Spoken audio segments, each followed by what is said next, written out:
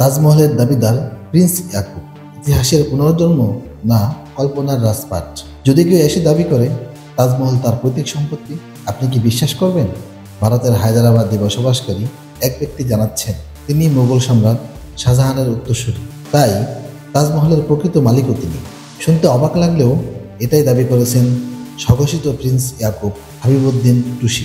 ভারতের হায়দ্রাবাদ শহর, এখানেই বসবাস করেন ইয়াকুব হাবিবউদ্দিন টুসি নামের এক ব্যক্তি, যিনি নিজেকে মোগল সম্রাট বাহাদুর শাহ জাফরের ষষ্ঠ প্রজন্ম বলে দাবি করেছেন। শুধু দাবি করেই থেমে যাননি তিনি, নিজের নামের আগে প্রিন্স উপাধিও যুক্ত করেছেন।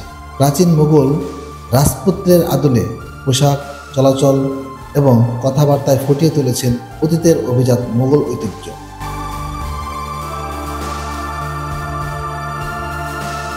সম্প্রতি এই ইয়াকুব আলোচনার কেন্দ্রে এসেছেন একটি চাঞ্চল্যকর দাবি করে তাজমহল নাকি তার পৈতৃক সম্পত্তি। এমনকি নিজের দাবির সপক্ষে আদালতে জমা দিয়েছেন একটি ডিএনএ রিপোর্টও।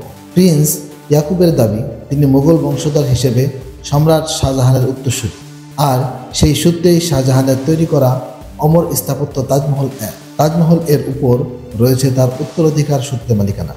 এর আগেও ইয়াকুব হাবিব আলোচনায় এসেছিলেন বাবরি মসজিদের জমি নিয়ে। তখন তিনি ওয়াকফ বোর্ডের সঙ্গে বিরোধে জড়ালেও পরবর্তীতে রাম মন্দির নির্মাণে সমর্থন জানিয়ে উপহারস্বরূপ একটি সোনার ইটও প্রদান করেছিলেন।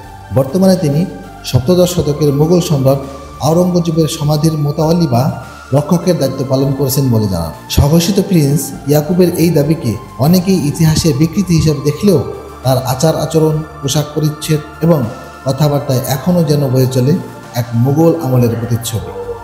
তবে প্রশ্ন থেকেই যায়, ইতিহাস কি এখানেই সত্যি পুনরাবৃত্তি হচ্ছে, নাকি এটি শুধু এক ব্যক্তির কল্পনার রাজপাট? রেজওয়ান, আয়না রহস্য।